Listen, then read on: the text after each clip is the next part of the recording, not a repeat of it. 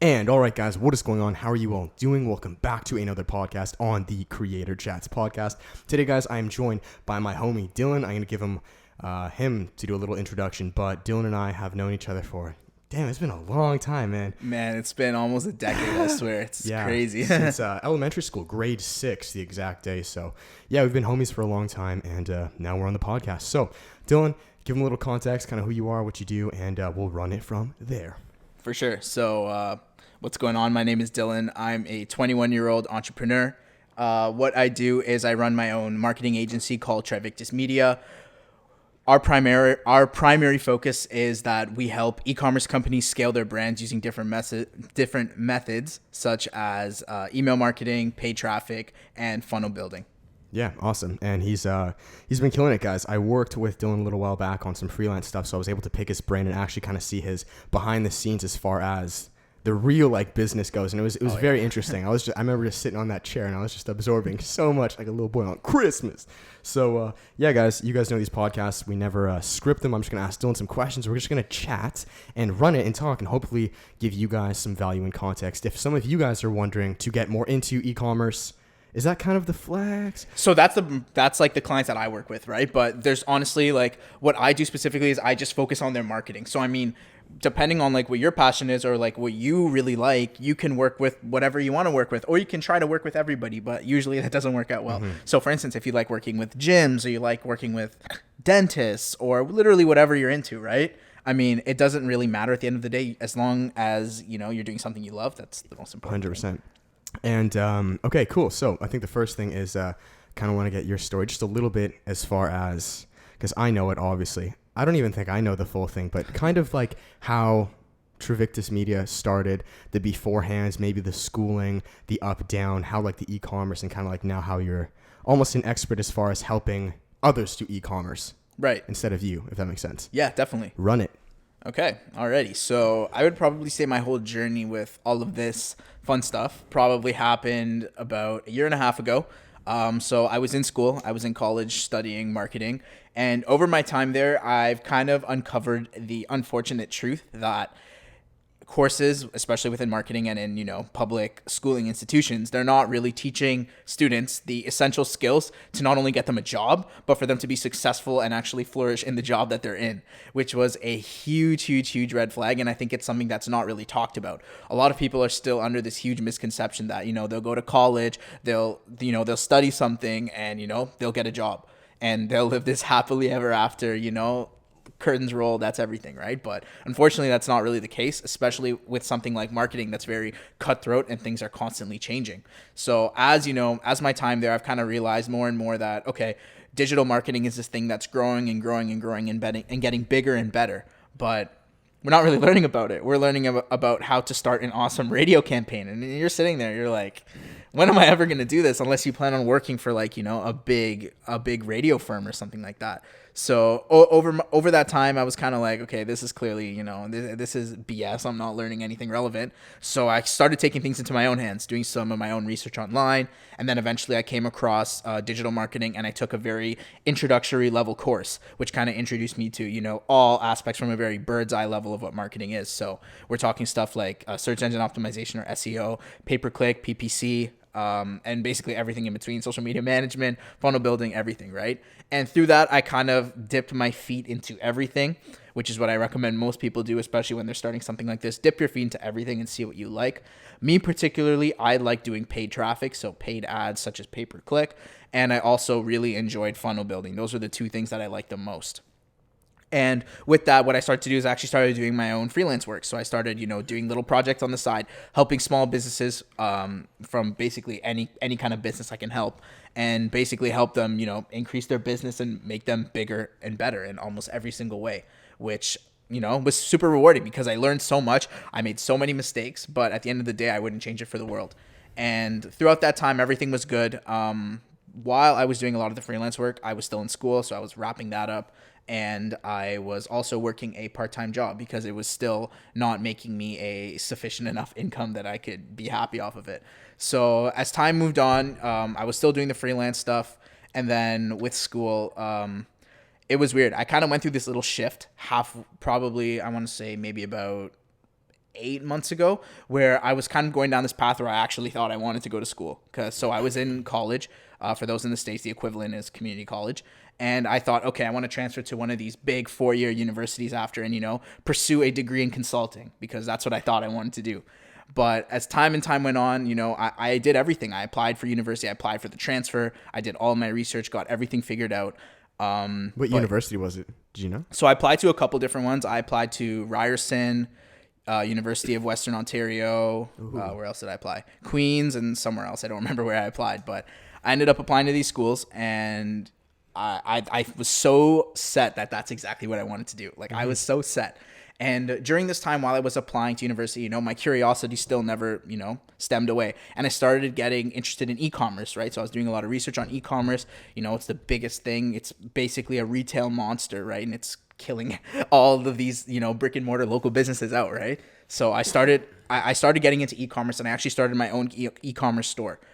First one I started failed absolutely miserably. It was absolutely just to the gutter. I try not to think about it, but I learned a lot, so it's still really, really important. It had to happen. Yeah, I know, definitely, man. Like, if it didn't happen, like, I wouldn't be where I am right now, and 100%. I wouldn't have gained all the knowledge I did. So after that failed miserably, I was like, oh, damn. So then after what I did for maybe about a month or two is I took a break, primarily focused only on work, and I focused only on school. And during this time, I wasn't doing any freelance work because I was so set that I was going to go to school. And I figured, I don't even really see a point in it. Plus, I wasn't making a lot of money off of it at the point. So I was like, oh, man, what's the point? Like, who cares? And then, yeah, it was weird. So probably about a month or two after I failed, I started up my second e-commerce store. And this time was completely different. I approached it with a new strategy. And with that, we were flourishing. Like, I was making, my company was making a good amount of money within a matter of a month and a half. And I was really, really stoked, really, really happy on it, where I was actually able to quit my part-time job because I was making enough money. But there was two issues. The one issue was that I wasn't passionate about running an e-commerce store. And the second issue was that I really liked I enjoyed the marketing aspect of it. So putting all of everything I've learned and all the stuff I started together, I decided to start my own marketing agency, Trevictus Media. To be honest with you, with the name, I thought about it in 5 minutes. I like the name Invictus and Try, because there's 3 things I focus on: paid traffic, email marketing, and funnel building. So I just thought it was like a cool, neat way to put it together. Trevictus Media, it was born. And from there, it's all history. Basically working with e-commerce clients, bringing them in 6 to 7 figures annually. And yeah, making them grow their brand like crazy, like a weed. So yeah, it's awesome. I was actually wondering myself, like, the name, because it sounded cool, but like I know there's probably a meaning behind it. Like, you didn't just I try not to put too much thought into it, because at the same time, a lot of people that don't start businesses, they don't do it for the dumbest reasons. They're like, oh, I can't think of a name, and then because they can't think of a name, they don't start. And it's like, man, it's literally the smallest thing. And yeah, once the light bulb went off, I was like, you just ran. Cool. You just ran. Just ran with it. Yeah, literally just. Actually, that's kind of the next question I want to ask you. Was that as far as the story goes? Like, that was dope. That's history. See how good of a speaker this guy is? Actually, the next thing I was going to say, because you and I kind of talked about this beforehand, but again, guys, this is kind of all new too. Like, I knew kind of that story, but you filled that in for me. You now working with other clients. So now kind of your, objective, or where you're at, is now you've kind of built the e-commerce. It's now, let me help almost you guys with the marketing, the funnels, and setting it up yourself, in a sense. Yeah, exactly. So I exclusively, like, the clients I work with, I'm very picky. Like, I will not just work with like any e-commerce store that asks for my help, just because there's a serious vetting process and a serious kind of mutual understanding that needs to occur before I can actually work with them. Right. So one example is, like, I don't work with newbies, stores. And there's a couple of reasons why. The first thing why I don't usually work with, these very, very not common, but these very, very new stores, is because they're simply not making enough money to, one, afford my service, right, on a monthly, recurring basis on a retainer. And 2, they're probably not spending enough money on their marketing right now for them to justify it, right? So this is why I'll exclusively only work with bigger e-commerce brands, or ones that have been in the space and are actually, they have this initial proof of concept, right, kind of engraved and ready to go, because those are humps that are much harder to get over, right? As opposed to if the client you're going after, they don't have those humps because they've already been doing marketing. Right. They already see and the benefits of it, right? That's one less thing you kind of have to sell them on, rather than if you're dealing with someone who's a new e-commerce store, you kind of have to sell them on why they should spend more on marketing. That's actually a question I have. Wow, my mind's kind of loud. What is your take on Because I know you talked about this before in the courses that you were building, or the back end, like cold traffic and like hot traffic. What's your take on? And I'm saying this to you guys and myself too, like how important it is for you in your eyes to go for people who may be, like you said, the people who aren't ready, who kind of don't want it, but maybe on the edge, opposed to people who are fully ready. Like, do you even give the people who kind of don't want it, do you even give them a shot? Is it just an absolute no? You only go to the people who are fully ready? Like, what's your kind of balance and take on that? Like, are you talking about in terms of like my client acquisition process? Kind of, yeah. Okay. Like if you were to work with a client, what's your scale? Like, how would you be able to know yes or no? So there's a couple of different things. It's not a matter of them, just filling out an application form and then they're signed on and they'll get a yes or no on their screen. So initially what I do is I would get the prospect, whether they're qualified or not, to book an initial discovery call. And what that discovery call is, it serves two purposes. One, for me to kind of see where they're at in their business as a whole and in their marketing efforts. And two, to see if I like them. Because honestly, if I don't like the person, I don't want to work with you, right? And that applies to literally everything in life. I'll make a marketing reference here, right? Before you buy anything, people are only going to buy from companies or people they like and trust. So if they don't like or trust you, they're not going to work with you. And this goes back to the kind of people that I want to work with. Mm-hmm. If I don't like you, or I don't trust you, or I don't think this can be a mutually beneficial relationship where I can almost guarantee you results, it's not going to happen, right? I don't like wasting time in that sense. So when we're talking in respects to cold and, warm/hot traffic, for those of you that don't know, in the marketing world, what cold traffic is, or traffic that's cold, it's considered people or prospects that have never heard of you before and have no idea what your brand is. So for instance, right, while you're walking down the street and let's say you've never seen this store before, right, you're walking past it, you can kind of consider that sort of cold traffic because you've never heard of them before, you have no idea, you have no affiliation with their brand, etc. And then warm traffic is, people that have some familiarity with your brand, they've heard of you before. And then hot traffic is people that have their wallets out basically ready to buy, right? It's little mini things that are preventing them from buying, which can easily be fixed. But in terms of me actually bringing a client on and deciding who I want to work with, that initial discovery call, like I said, helps me see where they're at in their business and then to see if I like them or not. And during that call, we come up with a strategy. That's like how I like to, not only sell the call to the initial prospect, but how I like to go about, actually signing them on with that retainer. Mm-hmm. What we do is we come up with a strategy that they can actually use all by themselves. So this strategy can be, so we can do this with your paid traffic. We can build you this type of funnel, and maybe we can do this kind of email marketing sequence, and we can see how this goes. And then at the end of the call, what I'd like to do is I like to, give them the huge proposition, which is something I learned in sales a little while back. You give them the proposition, right? So you got two options. Now that I've presented you with all this information, this strategy, you got two options. You can try to do it yourself, spend lots of money and time and resources doing it yourself and hope for the best, just go with it. Or alternatively, you can work with a team of experts that know what they're doing and how to get your results. Mm-hmm. So I say, it's completely up to you. And of course, I will only tell them that if I feel like I can get them results and they're a good fit. Right. So if they're not a good fit, then I'll let them know right away. I'll say, I don't think we can get you results. Have a good one. Yeah, that's about it. Sick. As far as, I think kind of like the next question, because as a bit of context to you guys, how Dylan and I kind of know each other. And Kiro. Oh, no, don't come here. Are you guys going to get a bit of Kiro? What's going on? Hey, you're all snowy. Look, you got a dip. What's going on, Kiro? Kiro, watch out. Yeah, I know, eh? Oh, there you go.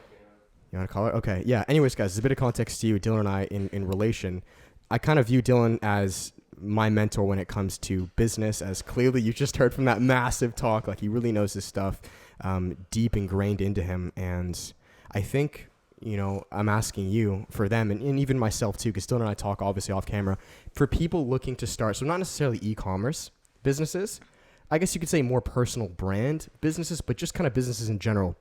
What would be, from your standpoint, because I know you've talked to a lot of people, like immediate potholes that are super commonplace that immediately could be fixed? Because I know this is what we're doing. Like one of my problems that I've been building with the YouTube channel, which I'm pretty open to you guys about, is finding and really refining what Creator Coaching Academy is, because with creators being like us, we're good at a lot of things, and we want to help so many people, and I think that's super commonplace.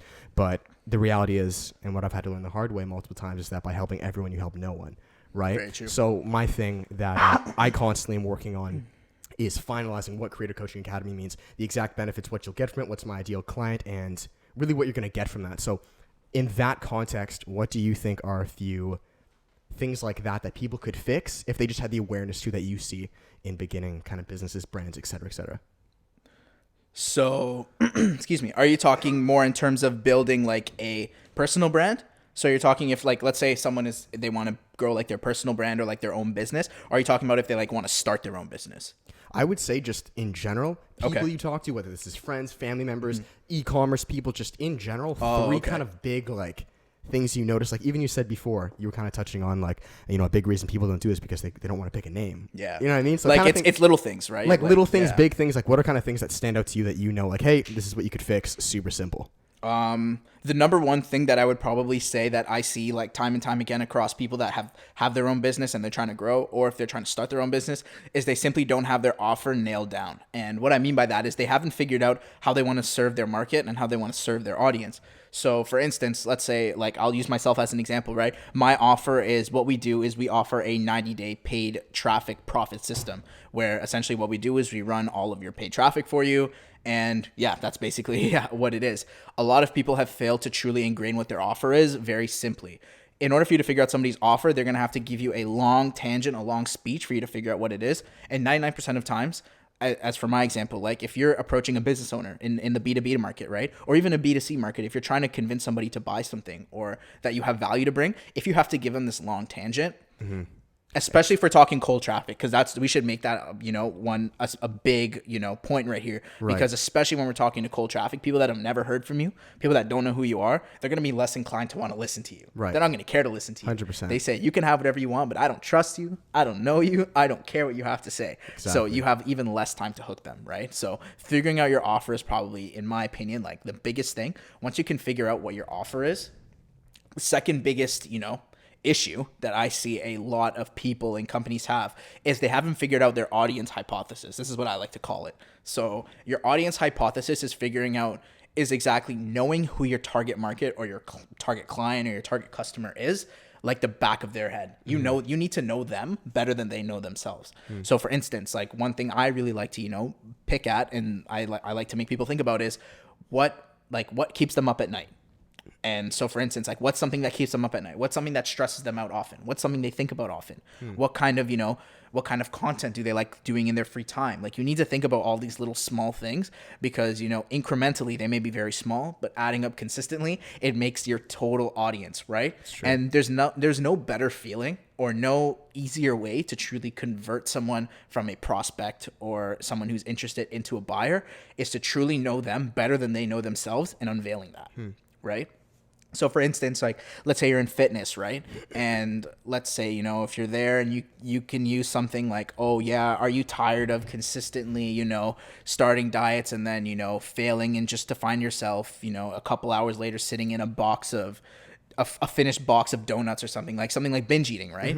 And if you can know your audience better than that's obviously a very bird's eye level, example. But if you know your audience better than you know themselves and you can unveil that, that's like magic. Because the thing is that a lot of companies can't do that. They're sitting there trying to convince you that their product is better, right? But what you should be doing in a much more efficient and effective way is you should be unveiling what the audience is feeling rather than trying to give them the details of your products, right? This is something that I really, really talked about. I just actually filmed my case study last night. It's going to be up on my page pretty soon that I'm going to be using in terms of, kind of showing off what I know and what I can do. That's one thing I really talked about is a lot of companies and a lot of people think that they're better. And because that they do that on a subconscious level, that puts them in a losing position. And so what I mean by that is even though you may think you might have the best product or you might have the best service, whatever it is, right? Because they tend to think that as an owner, a founder, whatever you are, right? If you think that about yourself on a subconscious level, this gives you leeway to not do as well. And I know this might be a little bit of like a complex kind of tangent kind of thing, but I think it's really important, especially if you want to start or grow your own business. You have to take on the mindset as if you're in second place. And what I mean by second place is because usually first and second place, there's only so much room for second place to get to first, right? And the amount of work that you're willing to do to get from second to first is much better than if you're first and you're trying to maintain it, right? So it's like the underdog mentality. Exactly. The biggest thing, right? And if you can figure that out and you can get that down pat, that is really, really, important in terms of figuring out your offer and your audience hypothesis. Right. And then probably the last thing I probably touch on that I say is the biggest roadblock or issue that I see a lot of people happening is simply just not doing shit, to be honest with you, right? Like a lot of people know what they want to do. They have a good idea, they're clear, and they just don't act on it. Right? They know, oh yeah, I want to start my own business. Oh yeah, I want to become an influencer. Oh yeah, I want to do this. I want to do that. But they know what they have to do. They know what they should be doing, but they don't do it. What are the reasons for this? Lack of discipline, lack of information, negligence. Like it could be literally anything under the sun. And once you can kind of remove those mental barriers, whatever it is, and everybody kind of has to go through their own journey to figure out what it is. Like for me, for instance, I had to fail my e-commerce business, and even with myself now, like to be honest with you, David is probably one of the only friends that I have that I actually talk to regularly, because a lot of people I don't really relate to them anymore, right? And it's a completely different vibe. So once you can kind of figure out those barriers in your life, you can actually start something, grow something, figure out your offer, figure out your audience hypothesis and what they're all about and what they care about, unveil it to them, and you'll be like a magician making with a money printing machine. So yeah. Wow, that was good, man. I have a few questions with it. I don't know which one I want to touch on first. Okay, I think the first one is, so let's just say there's two main things, okay, which I took away from those three things. One is maybe you know what you want to do, but you're not putting in the work. Where two is kind of the second thing, where maybe you're putting in the work. I feel like this is more of my case. You're putting in the work, but you're still trying to figure. What was the second thing you said? Like the exact kind of like ideal client. Your audience hypothesis. Audience hypothesis. I like that. So what would you say, and again, like I'm learning this for myself as this is a process, but again, for you guys too, if you're able to put in the work, but you're building something new per se, right? Because just make sure that's all good. Because my biggest thing, guys, is for you guys that knew, I used to have a fitness business, and that was fine. Like it was dandy. It worked well. But the reason is, it's because it's been done many times. You know what I mean? So my mold, it wasn't very hard to find my business hypothesis. Like I knew like, well, what do you want? You're either going to lose fat or gain muscle, like whoop-de-doo. Yeah, fitness is probably one of like the more, I don't want to say easy because nothing is really easy, but it's definitely one of those, paths that have been a little bit more carved out 100%. For you, so you can kind of mimic much easier. Exactly. Right? Where now with Creator Coaching Academy, with what this is like, it's I've never heard of like there. Don't get me wrong. Like there are people who are doing things similar, but this is something completely new, which I'm trying to figure out. Which is ideally, almost think of it as in my mind, life coaching, but for content creators. Like for people who want to put their work out there and ideally make an income from that, but also improve their health and relationships along the way. So like this is still very, as time goes on, it makes more and more sense, and I'm able to refine it. But like, it's still very new. Like it's fresh. Like it's not like the fitness thing where it's been treaded so many times. So like, what would you say?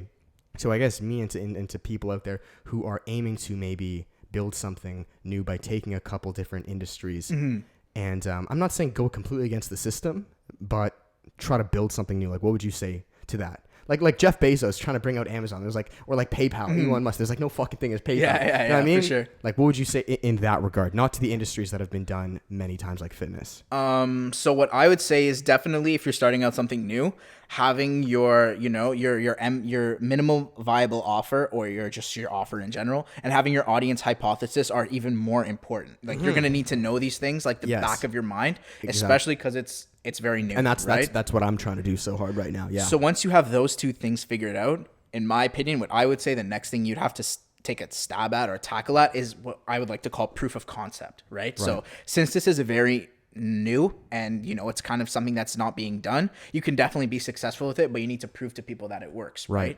And how this proof of concept can be taken in so many different ways, right? Like there's not only one way. Like for instance, like let's say you started your new business, right? One way you can get this proof of concept would be, for instance, offer your services at a discounted price, and then get results, and you can build up testimonials, case studies, stuff like that. And once you have that, that is what I would like to call your proof of concept. It's your proof that what your hypothesis is in terms of your audience and your offer, it makes sense and it works and it has a place in the market. Because at the end of the day, you can do this, you can do that, you can offer somebody everything under the sun, but if there's no proof of concept that it actually works and there's no track record or there's nothing, especially in 2020 and moving forward, right? Like You need to have this stuff down pat if you want to be successful, not only in marketing, but in business. Because if you don't have this stuff, there's no place for you in the market, right?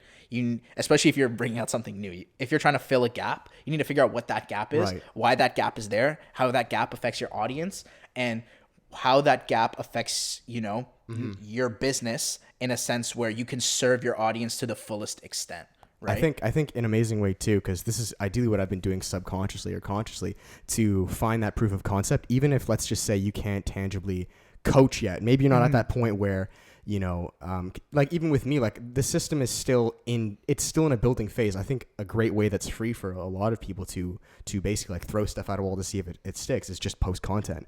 Like it's just to post on YouTube and social media and post enough of different things till eventually you find your mold. Like it's almost like a child, right? Like, a child doesn't know, how to throw a ball or how to like touch like what I'm saying is like, it's kind of like directing your nervous system or something like that. Like as a child throws a ball, like at first it's going to, it's going to throw it way too high. It's going to throw it way too low. But after like enough times of practicing, it eventually almost like molds to that throw. Definitely. So I think to you guys, and at least what I'm doing, this is the one thing, which is why I know I'll be okay. But it's because I've thrown so many things and will continue to throw so many things that eventually I believe through that it will find its proof of concept or mold. And then through that, you now have your system, if that makes sense. No, yeah, definitely. Opposed to not putting out any content and just guessing that way. Like to me, that's very dangerous. Right. Because it's like, if I can see what resonates with an audience and through that be like, oh, boom, comments this did well, this did this well here. And through mold that, I think that can be kind of an amazing way for a proof of concept, which is basically what I just said. Yeah, definitely. Like, and then taking it to the next tangible step, which is like coaching people one-on-one and then like further refining that. But I guess I'm saying this because I don't want people to believe that like you need to pay to find proof of concept. Like you can do this like right now, like today. Oh no, for sure. If you don't have to pay anything, to be honest with you. Like if you think you need to pay to get proof of concept, like a degree is basically what I'm saying, or like a certification or something. Oh no, that's man. kind of what I'm talking like, about. To be honest with you, like people who are making millions of dollars online or in general, like majority of them don't have any sort of relevant degree or certifications behind their name, right? Like the way I like to look at it, especially when it comes to education, I don't have a bone to pick with it. To be honest with you, there might be some point in the future where I decide, hey, you know what? Maybe I do want to go to university or do something else that's, more closely tied to like a public institution. I mean, I don't see it happening, but it's very possible, and nothing is ever completely off the table. So with that being said, like a lot of people who are making money online, they don't have any sort of education. Literally one of my mentors dropped out of high school and he makes 7 figures every single year doing exactly what I do. So, I mean, that in and of itself should be proof right there that having some sort of real tangible, like, oh, I have a bachelor in whatever and I have my certification in this, like it's BS, right? Unless, here's the key thing, unless you want a job. Right. If you want to have a job, then yeah, this might be important to have on your resume. Yeah, that's right? the thing. Like what I'm talking about there, like proof of concept being, let's just say, content versus tangible degree, right? Like I think with, in this day and age with what we're doing, it's more important to have your proof of concept like the back of your hand and have no degree than it is to have a degree, but you have no clue your offer is, right? Because with fitness, right, the system that I was in beforehand, I had my proof of concept in exactly what I want to do so down pat, but I didn't necessarily have that. Like I didn't have a kinesiology degree or things like this. And one of my biggest regrets, and I actually tell this to people who are looking to get into fitness or personal training and things like that, I'm not going to say it was a massive regret, but I spent a lot of time and like a good couple thousand on getting that paper as far as like the personal training certificate or whatever it was. And of all the clients I ever trained, only one person ever asked me about the piece of paper because the proof of concept, like it worked, dude. The systems worked amazing. One person asked me, dude, and it wasn't because they were testing me. They were just curious. So for me, if I could go back knowing now what I know now, I wouldn't spend I would just focus that all in here because at the end of the day, I think people put too much value in and they think like, no, I can't start, what you're doing. I can't be a consultant or whatever because I don't have a degree. Don't have my certification. The tangible thing. Exactly. Even if they have an amazing system. Does that make sense? Especially with fitness, that one is such a good example because at the end of the day, right? The most important thing the reason why somebody's going to hire you or not is going to be off of the 2 things I mentioned before. Do they like you and do they trust you? Do they like you enough to want to work with you consistently? And do they trust you that you're going to be able to get them results? Whether you have, your personal training certification or whether you have a Bachelor of Science in kinesiology, like that doesn't mean shit. Like, to be honest with you, if you can get your clients results and you have a proven track record and a system in place that can do it, who cares? Like, especially that's the way we're moving like right now, right? That's like, what I learned very, very early on. I was a little upset exactly. about that. And especially like the only time I really see it being really important is if you want to get a job, right? So what I wanted to do is I wanted to do management consulting, and I wanted to ideally work at one of the big three, you know, one of the big three management consulting firms. And of course with that, you know, you need to be going to one of the top feeder schools, and you need to be basically top of your class, all that fun stuff. But at the end of the day, if you want to be like a marketing consultant, right, and you know what you're doing, you have a proven track record, you don't need any sort of fancy education or degree. You just need to have the ability to produce results for your clients or your customers. And once you can do that, you're laughing. That speaks for itself. You're laughing. A lot more Literally. than a piece of paper. Yeah. Literally. Yeah, I really believe that. Sick. Okay. Do you have any questions? I still have a few more. But yeah. if you want to turn it a certain way, like go for it, man. What like the microphone? No, like the conversation. Oh yeah, like, yeah, all yeah. good I so mean, far? man. Okay. The one question that I kind of had for you is, I remember a couple weeks ago we were talking about how you were for your business My specifically. mission statement. Your mission statement, what do you think is your main driving force between, you know, connecting like your mission statement to like your prospective like buyer or your prospective customer? Because since I know like even like you said, you know, the concept is still very like fresh right now. It's fresh. You're still trying to mold it. Right. It's making more sense, but it's still fresh. I actually thought about that. I had the answer as far as, sorry, keep going. I kind of cut you off. But no, yeah, I was just curious, like how you what is the like, service? Like, what's the value? Like, what will you get from it? like, yeah, how do you plan on like bringing people in? Like, what's your offer? Like, what's your What's like my main offer? offer? 100%. Yeah, exactly. So what comes to mind at this moment, and what I did some thinking on, is, you know, so with creator coaching, because essentially what is creator coaching? That's more or less the question. Like, what is the offer? And that's something I really had to think about, because creator coaching, you see, with us humans, like, we're super multifaceted, and I've tried to just target one of those facets. So let's just say there's four main pillars of like someone's life that they would care about: money, meaning, relationships, and health. Right? I've tried in the past to delve into just one of those. Right? So fitness, that's a perfect example. It was just health. And the reason I wasn't satisfied is because I knew like there are other areas that I'm not really tackling. Right? And so I thought, well, maybe creator coaching is just the money and the meaning. So it's like finding what you can do on YouTube and then sharing it that way. But again, like same thing, like I know like health is a big thing, relationships. And like, I know I can't try to help with one thing and just shove this under the table, right? Like my soul, like it won't let me. So Creator Coaching Academy, what I'm trying to build is all four of those. And I know that sounds a little crazy. What does that mean? So Creator Coaching Academy, kind of the mission statement for me is Creator Coaching Academy is there to help creators. Wow, see, now you put on the spot. What it was improve your health, relationships, find your passion, and be able to serve that to the world, which in a nutshell touches all of those four things. So my biggest kind of balance is, you know, ideally, like, see, that's the tricky thing with me, because like I want to be able to improve your health and relationships, but at the same time, I want you to be able to find your passion, be able to serve that to the world. And I just don't know if I'm going to be able to leave one of those out, you know? So where I'm at right now as far as content goes is just finding which varying degree each of those four pillars gets. And then how I can build that systematic approach. Because not everyone's going to give a fuck about like the health. Like, not some people aren't going to care. True. Right? Some people aren't really going to care about even starting, you know, a massive YouTube channel. So that's where for me it's still molding, but I know Creator Coaching Academy, it's there to help creators improve their health, relationships, find their passion, and be able to serve that to the world, because that therefore like my soul would be complete. You know, so that's why I say essentially creator coaching is life coaching, but to creators, because I don't like, that sounds very pretentious. Like, who am I, like, life coaching, you know? And I don't want to help 50-year-old people. That's the next thing too. Like, I directly only want to help people who are creators. Like, it's very specific on that. Like people like you, and you know, I'm kind of going on a tangent, but that's kind of where I'm at. So it's a little tricky, because again, like, I don't know a ton of people who have done essentially creator coaching, which is life coaching to creators. Like, I tangibly don't know. Yeah. But for me, myself, I'm willing to continue to carve the path, or ideally throw things at a wall through content to find my flow and build it that way. So I don't know if that answered the question. Oh, no. Yeah, for sure, man. Like, from what I got, that like what you just said is, you seem like you know what your offer is, but I think where the small gap is as of right now that I think could really help you. Well, there's two things that I think could really like, boost things on a whole new level that you can start implementing like as soon as possible. The first thing I'd probably say is your audience hypothesis. Like especially you have a serious leg up in that extent because you are a content creator, right? So you know what kind of like struggles, like what keeps David up at night in terms of his content, of him being a content creator. What keeps him up at night? What's something he worries about? What's something he's scared of? What's something that makes him happy? What's he into, right?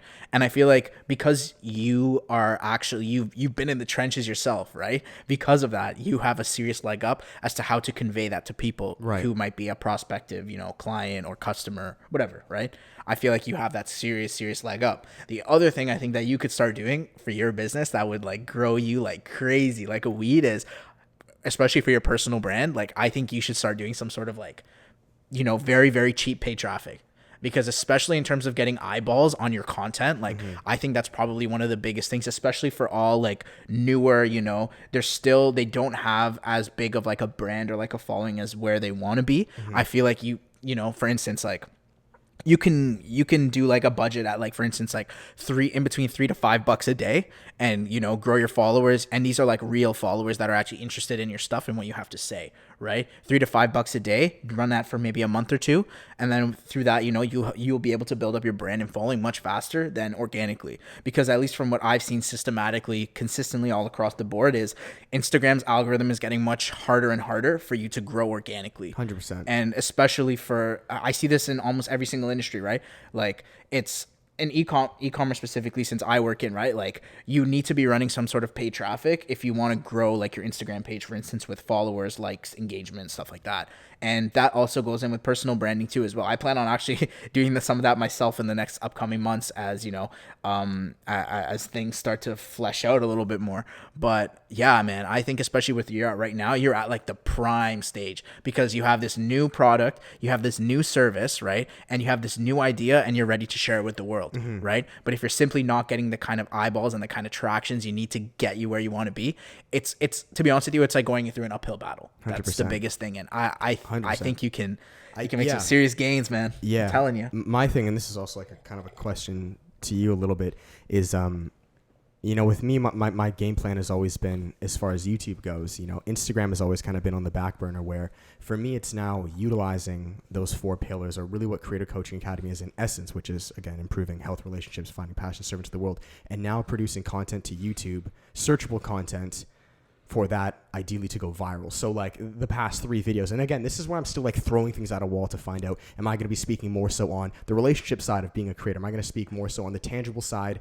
of how the fuck you start a YouTube channel on this, This is where I'm kind of sticking at that. But my ideal game plan is that through that, being able to help a lot of people in that regard, that's where Creator Coaching Academy then molds. So through YouTube, then come into Instagram. But I do believe, as far as Instagram goes, I would never want to build like a business just on Instagram. Like, no, definitely no. Because like YouTube's a search platform, like it's owned by Google, so like the second biggest search platform in the world, like after you search up how to fix lower back on Google is literally YouTube. Yeah, exactly. Like, how to do that. So that's kind of where I'm at now. But again, I'm not worried about this. Like I've been, like the thing is, and I'm kind of saying this to you guys who are maybe beginning and maybe facing these roadblocks like I have.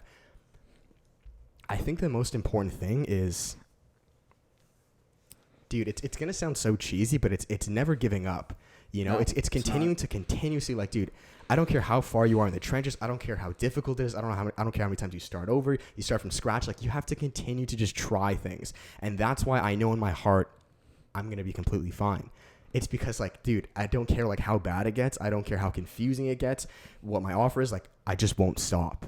And I think that's, to you guys, like one of the most important things, because if you don't stop, like, remember the 2 things that we kind of came back to before? Either A, you're just lazy, or B, you don't know your... like a lack of information in a sense, right? Like you just like don't know. Right. So it's like either you don't... No. Like either you don't start, or the second was you don't really know your audience. What was the kind of thing that we said? For the audience hypothesis? Audience hypothesis. Okay, yeah. Audience hypothesis comes from continuing to work and continuing to do stuff. Oh, for sure. Not the other way around. Yeah. Yeah, right? Yeah, definitely. Like, it's not like, oh, I have my audience hypothesis, like, but I'm too lazy. You got to use it. You got to use the audience hypothesis, you right? You get what I'm saying? So, I think that's very important. But yeah, man, keep running. I think I have a few more questions to ask you, but if you want to... Yeah, so Whatever I you mean, want to talk about. I mean, yeah, especially in terms of YouTube. Like, one thing I wanted to touch on that you mentioned, that you said you wanted to create content that can go viral, right? Right. And Very searchable. I definitely think that like you can do that. I think that's like really like it's very, very possible. The one thing that I will say that like the biggest advantage that paid traffic for anybody watching, and if they're interested in it, the biggest advantage that paid traffic has is targeted segmenting. So what I mean by that is you can actually target who you want to see your products or your services or your videos on in YouTube sense, right? Your videos, no matter what, right? And they're going to serve as an ad. Whether someone gets intrigued by your ad, whether someone cares about it, is completely up to you, the kind of ad copy and how your ad is completely laid out, right? Yeah. What I like to do specifically with all my clients and myself is when I do ads, I don't do ads that look like ads, right? I try to make ads, but like I'll just use Facebook as an example because that's where I primarily work off of. On Facebook, we make ads that blend into your newsfeed. They don't look like an ad when you're scrolling, right? You're not like, oh, this is somebody trying to sell me something next, you know? Like we try to hook you, especially through our copy and our ad creative stuff like that. But especially on YouTube, man, like you can target. So for instance, like one way I can see this working really well for you is like, since you have the 4 pillars, right? Depending on, you can make like, you know, let's say a quick 45 to a minute second, you know, ad or clip at a very, very cheap cost. You can do this, right? And target it to people who might be most interested in each 4 of the pillars. So for instance, fitness, right? You can use that for, let's say somebody who's looking at, I know one fitness content creator who helps other, like, you know, personal trainers. Have you heard of him before? Vincent Delamonte, I think his name is. V-Shred? No, not his Vishal. brand? Well, No. I don't. His name is Vincent Delamonte. I know he helps other people. There's another guy named Tanner Chittister. I don't know if you've ever heard of him, but like that's just as an example, right? Like you can like run ads for people who are interested in, 1, content creation, and 2, like fitness, and then from there you can hook them in with your initial, oh, okay, like this is how fitness works for content creators, and then from there you can kind of deep dive much more, get them through your customer funnel, and convert them as a customer. But yeah, man, that's just an idea I had at the top of your head. But I think that would be like so awesome. That would be the next step too. I was never against paid advertising. That was definitely something I was going to do for YouTube. I think right now it's more so I want to be able to really, really at the back of my hand understand my offer. Yeah, no, for sure. You need to understand that. And then from that, paid advertising. I'm not going to do, because I'm still in a balance of like, which of these 4 am I going to blend? How so? Is it going to be like just a little bit on health, but more so just finding your passion, serving that to the world? Like, you know, yeah, you get what I'm saying? So definitely. But no, I completely agree. Like paid trafficking would be yeah, like, the offer is like probably, in my opinion, the most important thing, and because also ironically the hardest, you know, at the same time, like Yeah. the hardest thing to cultivate. Like, oh, what is 100%, man. the thing that takes the longest. 100%. But once you have that offer, I feel you're golden. Yeah, once you can figure out your product or your service, like, you know, like the back of your mind or literally anything, like you're laughing, right? Right. But that only comes through literally or figuratively, whether it's content or people in real life, continuing to throw stuff out and seeing what sticks. Just being in the trenches, man. Yeah, honestly, exactly. that's Being where in that the stuff trenches. comes out. Yeah, Like your offer doesn't come because like one day you wake up and you're like, oh, this is exactly literally, it. man. Just trying out a whole bunch of different A things, stupid getting amount of things. feedback, you know, Yeah. just playing, tweaking things, seeing what works, seeing what doesn't work. Exactly. Like it's all just a huge journey and a huge process, right? 100%. And hopefully at some point you'll figure it out along the way. 100%, Which 100%. like that goes back to the point you said. If you don't give up and you consistently keep trying and, you know, you try to keep a positive attitude and everything else on top of it, you'll get there. You will. right? Like without doubt, like in anything in life, like You'll whether get that's, there. you know, fitness, relationships, like anything, like as long as you just don't fucking quit, like you will be fine. Quitting is the easiest way to ensure you have regrets in life. That's the one thing I 100%, kind of need to. 100%. And it's also clear the interesting, air. man. Like it's fun, you know. It's like being in the trenches. Like don't get me wrong, like it's fucking horrible at times, but man, I can't explain it. I know you can relate to this. Like it's fun not knowing a little bit. It's fun. Like, It's fun. For you sure. know? You don't want everything super calculated where you know exactly like, oh, I know in exactly 1.5 years I'll have this much No, here. it doesn't work like You that. know, like again, nothing wrong with like the school system or anything, but it's not like that at all. Building this up, like this is pure. There's a massive amount of risk where you don't know, but that's fun. Yeah, that's fun. Yeah, you're right, man. And It's if you fun. can begin, I'm saying this to you guys, if you can begin to almost turn that, because I think the big reason, man, why a lot of people know what they're doing but they don't start that action part is because the way they view that gap, that void. It's just the way you view it, you know, because you've been told your entire life that it's bad. Like don't have any risk, don't have any void, don't have any. They tell you not. They need make to it know seem like risk is a bad thing. Exactly. Consistently. Or that you need to know every single step before you can take action. If you can just begin to switch your mindset on that void, that bubble, that not knowing, and begin to love and cultivate it, that's why I'm so calm right now. Like in my shoes, maybe to society, like I shouldn't be. But again, that's kind of where I'm going. Just change the way you see risk, because I guarantee you, like, it's in your favor. Like, I promise you, it's in your favor. You don't quit. As cheesy as that sounds. Yeah. It's like hitting a new overhead press, man. Like, I fucking tore my pec, Anyways, I'm kind of ranting, but hit the PRs, man. Go out, do these things. You're not supposed to, I don't know all these times when I work out, as an example, like, if I'm going to be, I don't even know, man, if the bar is going to come off my neck. Like, I don't know sometimes, but you begin, if you're a power lifter, if you're into fitness, like, that feeling. Exactly. You begin to love it. Mm-hmm. Like, what if I don't fucking get it? And then you do. I might lock out at the end. I might not be able to bring it back up. Man. I mean, it's like relationships, right? When you're asking another girl, like, she could reject you and say no, but, like, it's the rush. It's the rush. It's the adrenaline, bro. Mm-hmm. You're approaching. It becomes addictive, man. It does, and that's what I'm really trying to convey here. Because in that standpoint, if that becomes addictive, I truly believe, like, you're unstoppable. Oh, for sure, man. For sure, you're a force to be reckoned with. Because if nothing can stop you, like, if you're the only thing that's preventing you from doing, once you can kind of remove that mental barrier of, like you said, looking at risk as such a bad thing. Exactly. And, like, constantly feeling like you need that little safety net or that safety blanket, right? Like, you're going to make so much better moves. Like, even like Jeff Bezos, for instance, right? Let's take a look at him. Prior to starting Amazon, he was an analyst on Wall Street, I believe. Yeah, analyst on Wall Street, right? As we know from analysts on Wall Street, making very, very good money, very comfortable. Imagine if he didn't start Amazon. Like, that's what he would be doing, right? Word. But of course, his risk paid off 100 times over. Like, his risk of starting Amazon, being in the trenches, literally in his own little cubicle, right, packing books into boxes by himself. Right. Look at where he is now. He's laughing, right? The amount of money that his Wall Street buddies were making then is peanuts, right? Literally peanuts compared to him, right? So, yeah, man, risk is one of those things where if you're very, very risk averse, you need to accept that things are just not going to be as, I don't want to say good, they're not going to be as high level or high tiered as they possibly could be, because risk is part of any sort of, if you want to get to where you want to be, if you want to start a business, you want to do whatever, risk is a huge risk part and of action. Mm-hmm. Right. And that's why, like, maybe we'll we won't keep going too long, but, like, that's a big, conviction of who I am and kind of what I preach more or less on YouTube, which is do first, figure out later. And maybe that's why I annoy a lot of people, because, like, you've seen me, man, like, my thing that, you said very early on is, like, even if I don't necessarily have, like, the business plans, I'm willing to just do stuff. Just do it. And figure it out from that. Yeah. That's the most important thing, man. Because if you sit there trying to figure out, oh, this is the plan, this is exactly what I'm going to do, boom, boom, boom, boom. Like, if you keep thinking like that and you keep having this mindset, you're never going to start. Right. Because there's always going to be something that's going to come up. Oh, I need to do this. Oh, now I have to do this. Oh, now I need to do this. Oh, now I need to think of a name. And it's like, holy smokes. Like, you're just going to, like, keep pushing this and pushing it. And it's never going to happen, right? Yeah. And then you're going to sit back and you're going to be like, oh, I didn't do this because of this. Because of external reasons. Yeah, and it's like, why it's yourself. It is yourself. The reason why you're not where you want to be, it's you. Take ownership, understand that. And once you kind of get over that roadblock, you're invincible, dude. Start. You just keep running. Yeah. Like, and what I've noticed, and, again, I'm not going to keep going too long on this, but even last night I was thinking, and I was talking to, I won't say who it is, but a common thing that when I talk to people is David, because these are people who want to start, ideally on YouTube or things like this, or check their business online. They'll ask me, like, how are you okay speaking of these ideas and things without, like, people judging you? Like, they'll say, like that's their biggest fear. Right? And I truly believe, like, dude, like, if you can just get over that fear, which is just, it's pure BS anyways. Dude, what's the analogy I'm trying to think of? It's like swimming, okay? It's like fear of water, okay? Having a fear of water. There's the massive ocean, all right?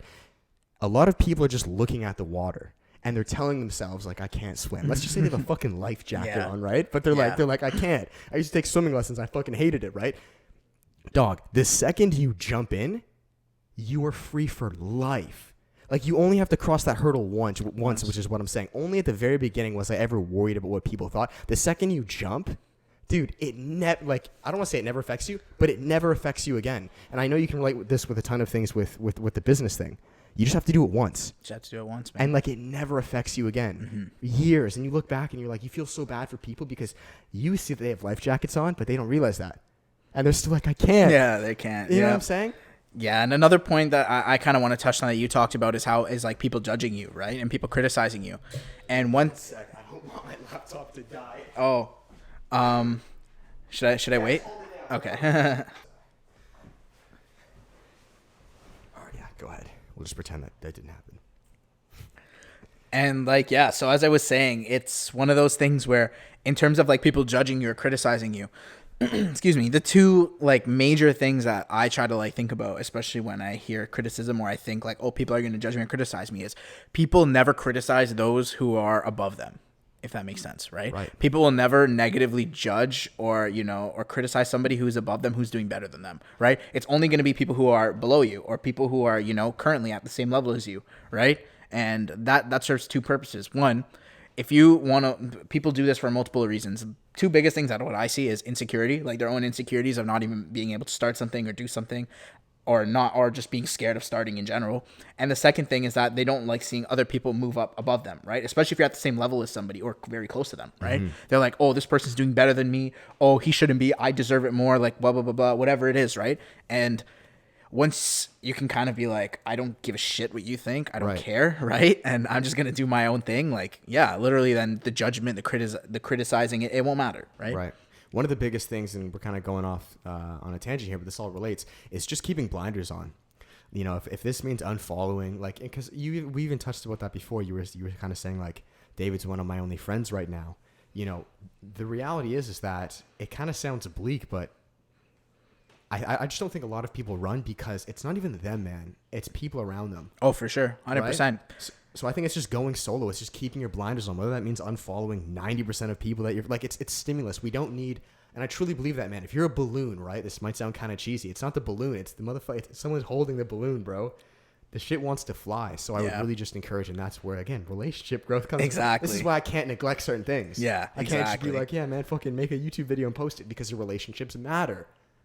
And I would be shitting you if I said they didn't. I know they do. And that's why people aren't running. Yeah, man, I'm stoked with that. Do you have anything else to say? I mean, we're coming up to an hour, bro. Oh, yeah, okay. Yeah. I mean, I kind of want to touch on one last thing, right? Yeah. Like, no rush, man. From that you said just now that really spoke with me, like how it's the other people. Like, as cliche and as cheesy as it might sound, you are the accumulation of the 5 people that you spend the most amount of time with, right? So if you decide, if you have your goals and you have your ambitions, like let's say, you want to start your own business and you know what kind of sacrifices that entails, right?